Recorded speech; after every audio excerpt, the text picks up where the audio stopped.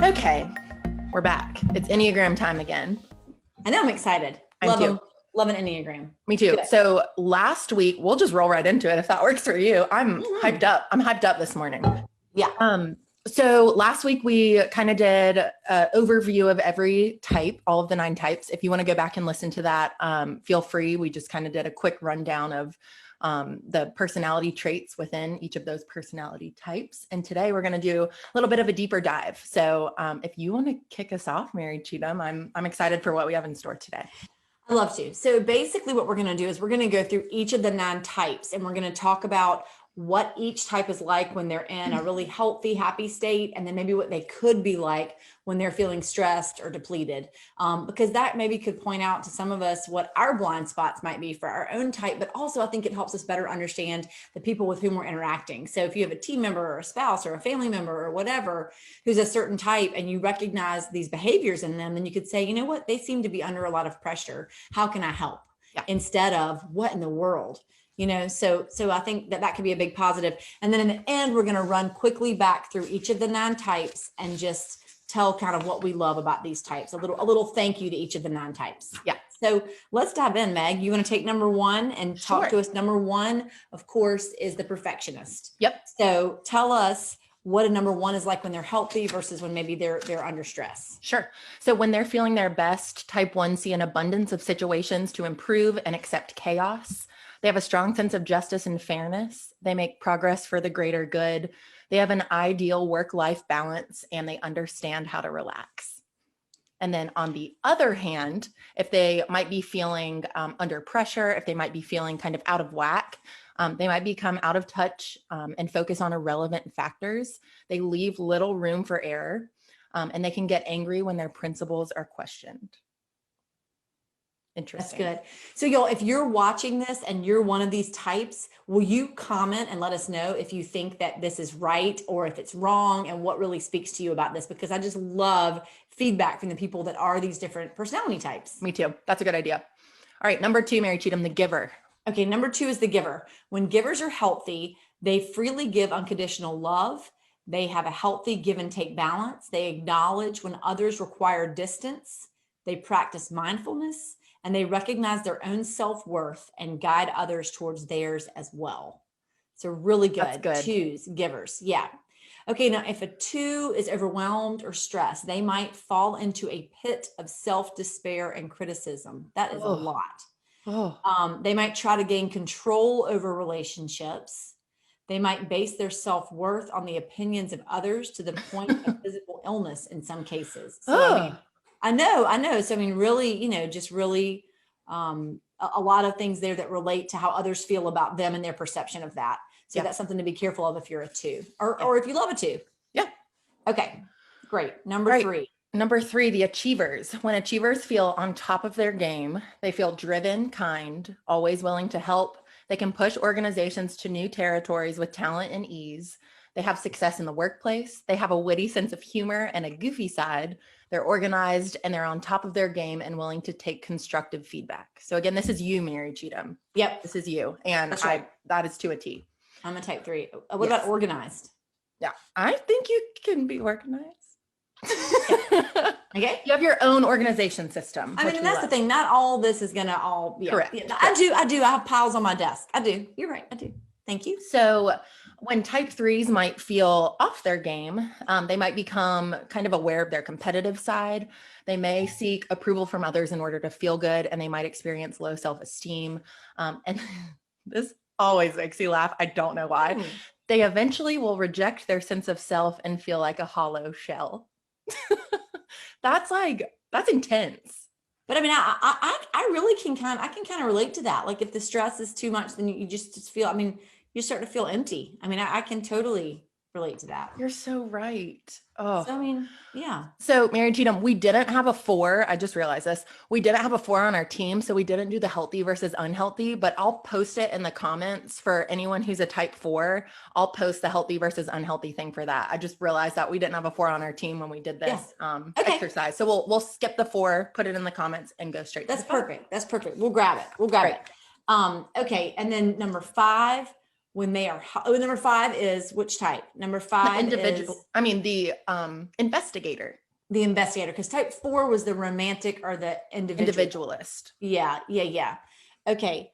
Type 5, when they're healthy, they become thought pioneers in their fields of interest. They're regarded as an integral part of the advancement of society. They see large issues with clarity. The impossible becomes possible, and they have a talent for simplifying the complicated. If they're unhealthy, so if these investigators become unhealthy, meaning that they're under stress, Sure. right? They cut off their entire social world and develop tunnel vision. Their emotional awareness might become blurry, and they can start to retreat in relationships and pull into their own shell. I think that one's so telling. I mean, that's a very obvious thing. If you're friends with or in a relationship or anything with a 5, you'll automatically know when they're feeling a little bit under pressure, when they start kind of retreating. That's right. Yeah, that's right. That's a really good one. So a number 6 is our loyal friend / skeptic, but loyal friend.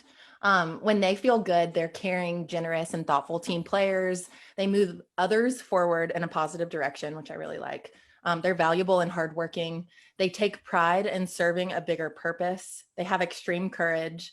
They let go of their worries and focus on matters that they can change in the present moment. I think that one's really, really neat. They all are, but yeah. If they might feel a little bit off, they might feel paranoid and suspicious. They might develop anxiety and will overthink certain situations. The development of false thoughts might emerge, which I thought was interesting. They have an illusion of constant danger, and they will latch onto things or people that make them feel safe. Dang. I mean, that's a good one. Okay, number 7, this is Meg. This is the enthusiast. Yay. When a 7 is on their game, they see connections between their areas of interest and expertise. They focus their energy wisely in ventures that benefit others. They clearly can see lessons learned. Gratefulness, positive energy is infectious, combined with their curiosity for learning and open-mindedness. So that's a big personality. A big, open, sunshiny personality is a healthy 7. Yep. So then if a 7 gets burned out, then they can be overly critical of seemingly illogical systems around them. Small issues become irritating. They might become narcissistic, and they lose a sense of groundedness, which results in emotional highs and lows. Yeah. So do you Sometimes I feel like I'm on a roller coaster. I'm like, oh gosh, how do I feel today? I think that's pretty dead on. For me specifically. How about that? Okay. All right. Final 2 that we have, the 8, which is the challenger and also the protector. When they feel healthy, they're a champion for ideas. They're strong and confident leaders who serve as the backbone for communities. They have great energy, and they're intensely loving individuals who freely offer refuge and advice. They show gratitude and joy. And then when 8s might not feel their best, passion can often turn into intimidation, and their soft side hardens. They turn existing relationships into tests where one can only pass or fail. I think a lot of people do that. I mean, 8s, of course, but a lot of people can do that no matter what your type is. And then they can also retreat internally and would rather work alone. So that's another obvious kind of unhealthy state of an 8 is when folks start to retreat. Last one. Yep. Okay. Last one is number 9. And so a number 9 is Meg. The peacemaker. The peacemaker. That's exactly right. So peacemakers naturally have conflict diffusing power to maintain harmony. They're natural counselors and teachers. I wonder if any of you out there who are teachers are a number 9. They have a gift of mediation, optimistic and fully alive, and they're excellent communicators with patience enough to deal with any situation. Bless your hearts.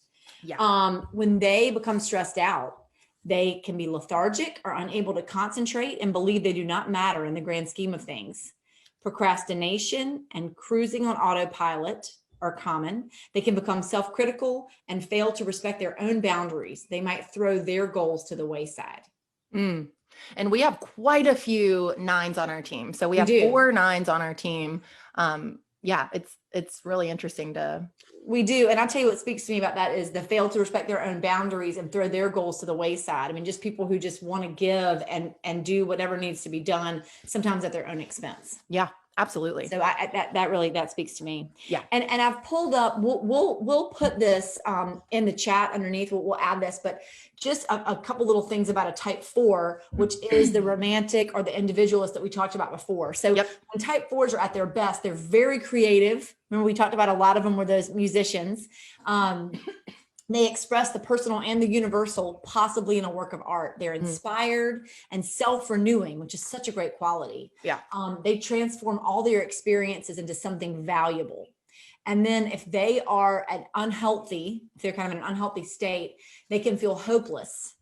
They can have kind of, emotional breakdowns. They just can, I think that they generally feel their emotions very deeply. And so those can kind of get the better of them if they're in a stressed out or unhealthy state.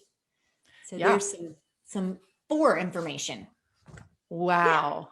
I mean, this is really neat. And we again provide that just to help you or to help anyone watching be more aware of the folks around them and folks that you're in relationship with. I certainly am going to be after this conversation and try and kind of recognize when people are feeling great and acknowledge that, but also when they might not be on their game. I think that's really important.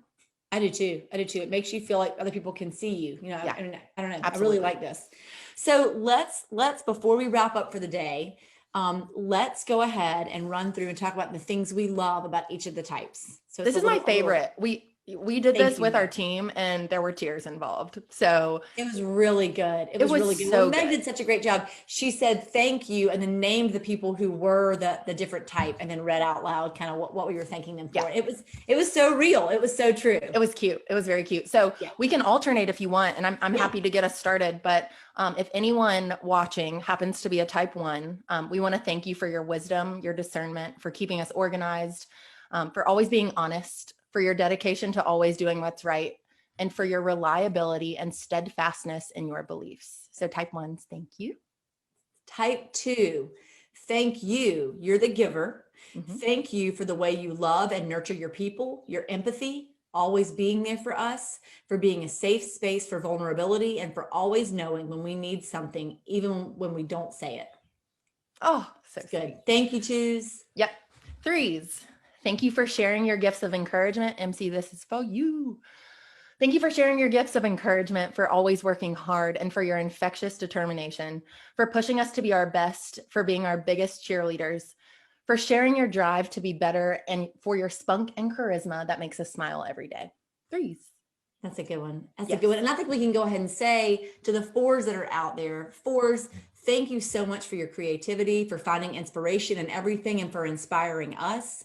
Thank you so much for helping us to see the magic in an everyday situation, and for everything that you do to keep us all focused on the big picture. Yes.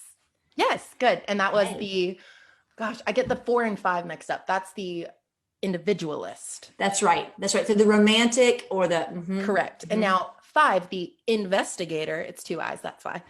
So investigators, thank you for your incredible knowledge, for teaching us things we didn't know before in the kindest of ways, and for always being open to learn new things. Also, thank you for always seeing infinite possibilities in every situation. 5s. It's good. Okay, Meg, you do 6, so then I can do 7 for you. Oh, great. So 6, our loyal friends, the skeptics. Thank you guys for being courageous, for helping us be more prepared, and for your fierce loyalty, for making us feel safe, for your steadfastness in your values and beliefs, and for constantly planning for all types of scenarios, both good and bad. I mean, the 7's on our team. I mean, the 6 is on our team. That's it. That's exactly right. That's right. Okay, so 7s, which include Meg, thank you for your joyfulness, pushing us out of our comfort zones, for always being there to cheer us up, for your positive outlook on life, for always being thirsty for adventure, and for always being down to hang out and spend time together pre-COVID. Yeah, pre-COVID. Yep. Yeah. I see the end. I see the end here of COVID and our list. So 8s, the challengers. This one got me choked up last time. I'm not going to do it this time, but 8s, so challengers / protectors. Thank you for your unwavering strength, for always sticking up for us, and for being passionate about every part of your life, for never making us guess what you're thinking, and for always helping us to be our best just because of your genuine care. It's a good one. Such a good one. And then finally, number 9s, all you number 9s out there, you little peacemakers, thank you for caring always, for offering up fresh perspectives, for being easy to get along with, for being great listeners, for bringing a sense of peace and calm to every situation, and for always being open-minded. Don't you just feel good? I really do. I really do. I really like this tool. And so, if you haven't taken it yet, y'all take it, and you can go back and listen to these. We did this last week and this week. You can go back and listen to these recordings, or just read it online, and you can research. There's so much information out there about the Enneagram. And, I think what this really comes down to is just our desire to learn more about ourselves and to learn more about each other, and to be able to support each other better. And also, for me, I think just to see your blind spots, which really just helps you in your relationships to understand when maybe you might be missing something that has to do with you, right? And it's not so much about the other person. So I really like this tool. And so, Meg, I think you're probably going to agree with me that I think what's saving both of our lives today is having this ability, having this great tool, and kind of having these conversations around it and being able to learn more about ourselves and the people that we love. I'm with you. Yeah. I'm with you. We hope you guys enjoy it. Happy Friday. And we'd love to hear your thoughts on the Enneagram. So drop us some comments and let us know what you think. Yay. Have a good weekend, Enjoy y'all. your weekend. Bye. Bye.